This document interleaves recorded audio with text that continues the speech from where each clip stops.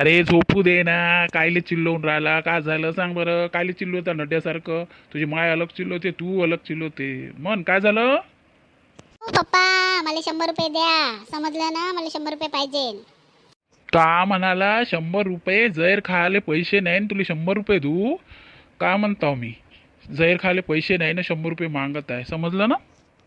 पप्पा, कुठं भेटते जहेर? मी आणून देतो बरं. तुम्ही जेव्हा म्हणलं तेव्हा एकच डायलॉग मारत राहता, पैसे नाही पैसे नाही जहर खाले. तर कुठं भेटते सांगा बरं, मी आणूनच देतो.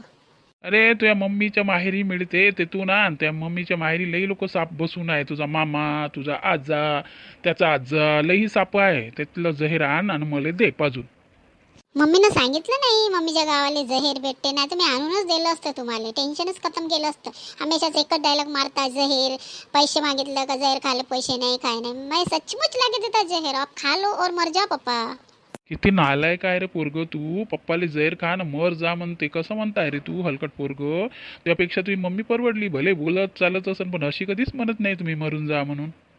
शी म्हणणार पप्पा, मग बोलणार कोणाला? ते तुम्ही मेले तर कोण ऐकणार आहे? भिंती ऐकणार तिच्या गोष्टी. म्हणूनच तर ते तुम्हाला जिवंत ठेवते.